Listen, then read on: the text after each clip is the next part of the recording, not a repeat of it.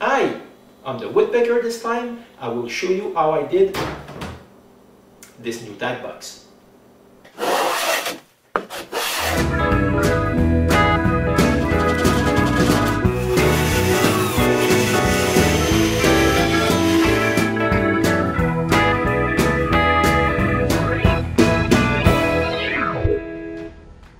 For a while now, Amanda has been asking me to build her a new Tack box to replace her old one, which is too small when she goes to horse competitions with Winston. For a big project like this one, I don't take any chances. I build a virtual version of it to make sure she likes my design, and we make changes together. I start with my oak that I'm keeping for a nice project like this one. There's a lot of work to make this into 1/2 inch thick panels.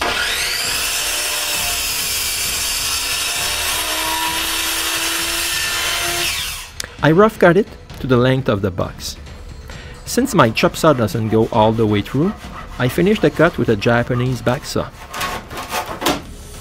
Then I resaw all the boards to remove the V in the center. Damn! The next morning my table saw motor refuses to turn. Since my table saw is almost 60 years old, I dismantle it and buy a brand new one. Here it is, after assembling and adjusting it. It was expensive, but I said to myself, there are a lot of people who go on vacation on the beach each year. So, this is my vacation. After trying it with firewood, I continue to resaw the oak.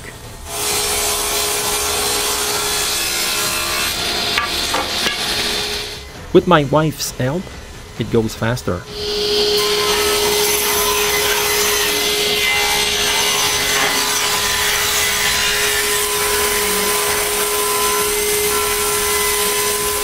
I ended up with that much wood. But to be honest, I had to resaw more oak 3 times again. Then, I put glue on the side of the boards. I spread it with an ink roller. I place the boards in a specific order and clamp them.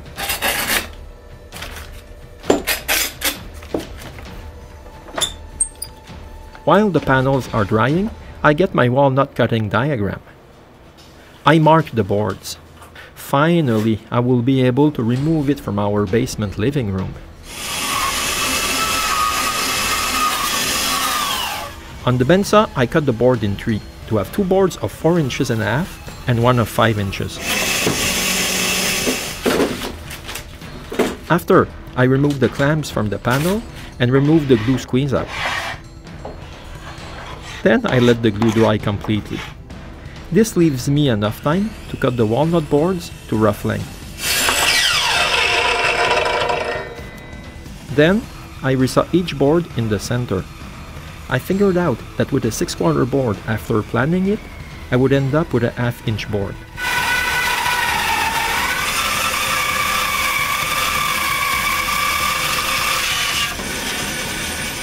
Here you can see all the walnut boards.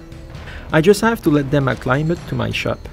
When the glue of the oak panels is dry, I just have to pass them through the thickness planner.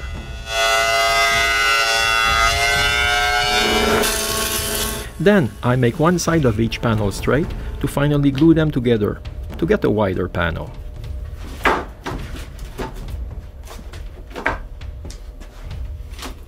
Here you can see several panels drying in the corner.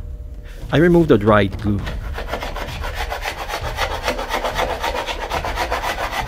It's time now to change from the thickness planner to the drum sander. It's really useful to sand wide panels like those ones. With an open side like that, I can sand 36 inches wide panels. I bought it used. I took a chance because it was not working. I fixed it for $2.50. With that, I saved more than $900. I pass one side of the panel on the jointer to have a straight side so I can reference it on my new sliding table.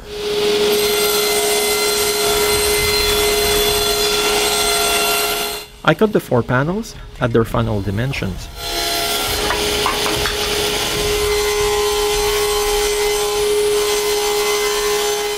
On the router table, I make all the finger joints of the 4 panels.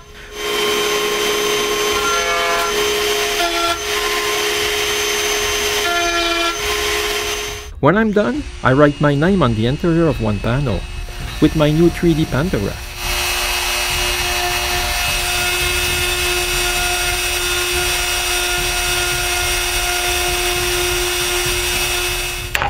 Originally, I wanted to put this engraving on the front of the box.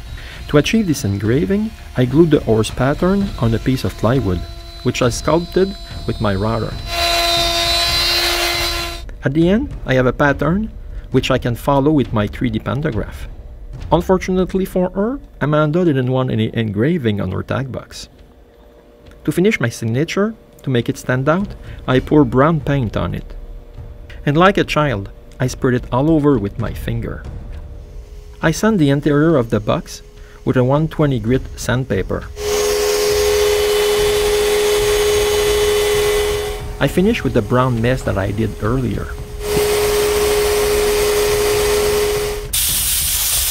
After blowing off the dust, my signature looks better. It's now time to glue the 4 panels together. To do this, I use a slow-setting epoxy glue. I put a good coat of glue between the fingers. I'm not shy on the amount of glue I'm using. With my mallet, I put all the panels together. It's now time to put clamps around the box. I square up all the corners with my wooden squares. Here you can see the start of the box drying. After the glue is dry, I sand all the corners of the box. Then, I mix some 5-minute epoxy to fill in the cavity of my signature. Later, I will sand this flush. It's time to cut the oak plywood to make the bottom of the box. I guess it would be easier to cutting it on sawhorses outside, but it's minus 15 Celsius. It's more skidoo weather than anything else. I managed to cut it anyway. Then I cut a part of a Baltic birch plywood and cut the oak plywood in half. I put glue on all the interior surfaces of the 3 plywood pieces. When everything is glued, I put cowls to put pressure in the middle of the glue up. I put 8 clamps to squeeze the plywood, and I even put a jack in the middle, just to be safe. To put this jack, I had to remove parts of my dust system. Now with my workbench unusable, it's now time to go skidooing!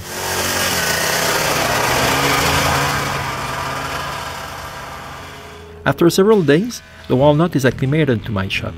I pass all the boards on the jointer to have 2 sides straight. Then I pass all the boards in the thickness planner. Here's my pile of 1/2-inch walnut. I just need to cut the last side to width. I cut all the walnut to the right length. I sandwich 4 boards and put finger joints on them, but this time with my screw advanced box joint jig.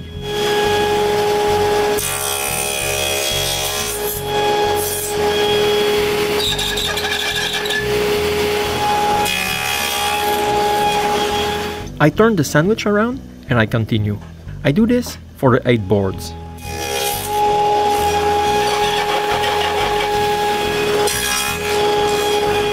I rip 4 boards to the same width. I dry clamp them on the box. This is when I notice that I need to mark the end of the glue joints. I mark the oak and the walnut. Then I put glue on both pieces and clamp them together. I do the same thing for the front and the back, but I add glue on the finger joints. Eventually, the 4 pieces are glued. I had to recut some finger joints deeper. Now, on some of them, there's a small space. I fill those spaces with small pieces of walnut. Before the glue dries completely, I remove the squeeze out with a chisel. When the glue is dry, I level all the sides with an edge plane.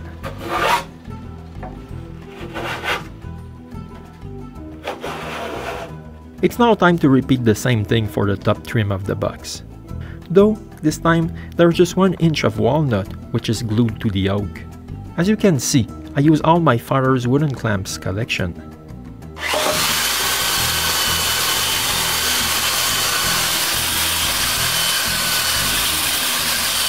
When the glue is dry, I sand all the finger joints.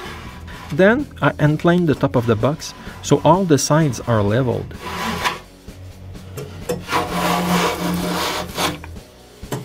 It's now the time to cut the actual cover of the box.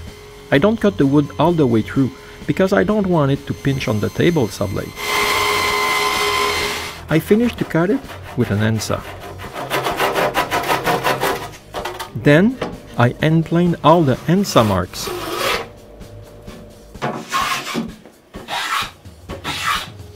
I rip some half-inch strip of walnut to glue it on the top of the oak in the interior of the box.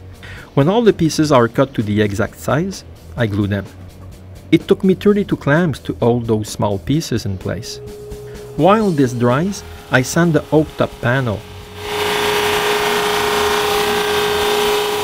I cut a piece of oak plywood, which I glue on the top of the oak panel that I just sanded flush. After pouring glue, I spread it with a rubber spatula.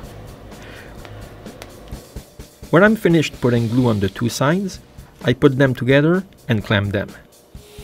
Now I can rip the walnut pieces, which will hold this top and also act as a lip on the cover. After all the pieces are cut, I glue them and wait for it to dry. During that time, I cut the bottom panel. I put glue on the box and on the panel, and I put it in place. Now that the clamps are in place, I just have to let it dry. I end-plane the lip cover so it's not as tight. Finally, I can use my rabbet plane that I bought at the flea market last summer. It's now time to cut the panel, which will be the top of the box. I made some adjustment with an end plane for a perfect fit. I put glue again, and I put it in place. Like the bottom, I put cowls and I clamp it to my workbench. The next morning, I clean up the drying glue inside the cover. I rip some walnut to a half-inch square strip, which I glue on the corner of the bottom of the plywood panel and the walnut exterior trim. I just have to wait for the glue to dry. When it's dry, I end-plane everything flush. I make a mix of half varnish, half mineral spirit, and I add some dust that I kept from the sanding of the finger joint. I pour this into the small cracks of the finger joints. I do the same thing for the walnut finger joints. Now I can glue the last pieces of the box. It's a pair of runners that will hold the two trays inside the box. Here you can see them glued and clamped inside the box. Speaking of trays, it's time to build them.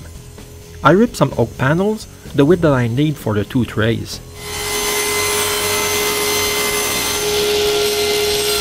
I cut them to the right length. Then I make the finger joints.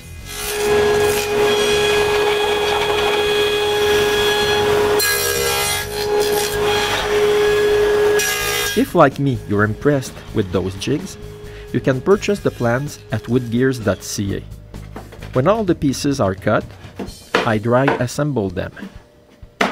It's time to make the dados, which will hold the dividers of the tote tray.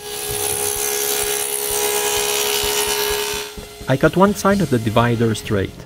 I mark the other side directly from the tray, and I cut it. Then I drill two holes, which will become the handle of the tray.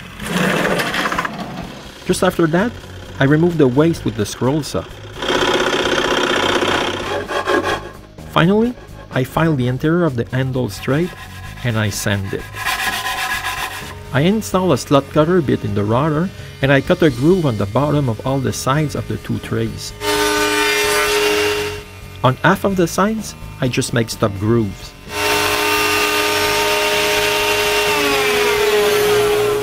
I cut the bottom of the two trays. I round the corner of the plywood bottom because the bit left a round corner in the groove.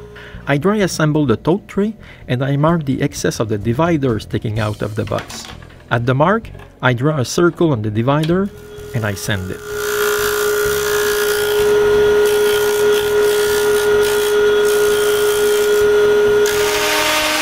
On the divider, I round over the interior of the handle and the top of the divider.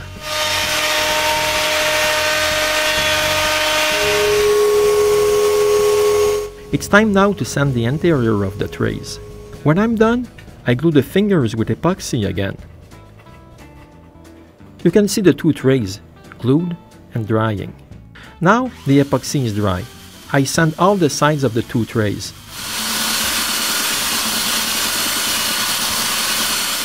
It's time to glue the two runners on the tote tray that will hold the tray in the box. I round over the sharp corners of the box and tray with a router, some end plates,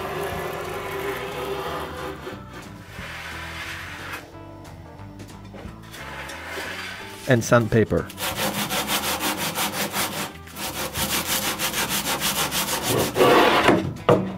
I plane all the interior walnut trims, flush with the oak, and I sand them. Now it's time to have a lot of patience. I need to sand all the surfaces with a 120 grit sandpaper.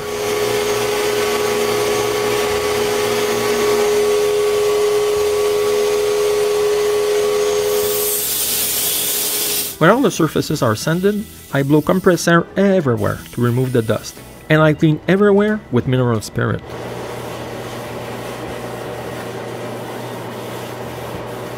I brush several coats of spar varnish.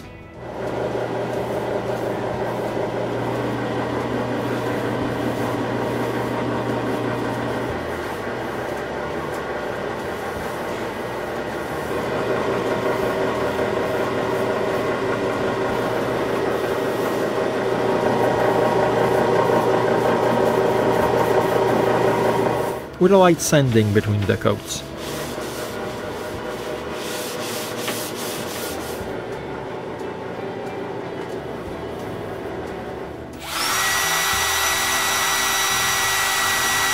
When the varnish is dry, I install the casters,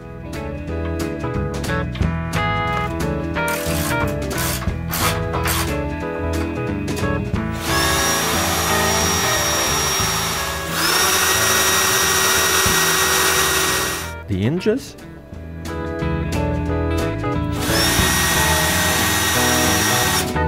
and the asp.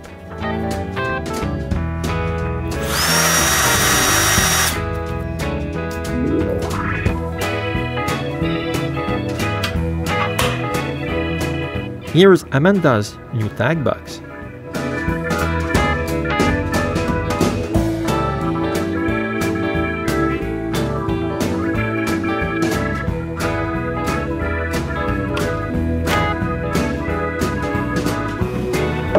Thank you for watching, and see you next time for another episode of the Woodpecker.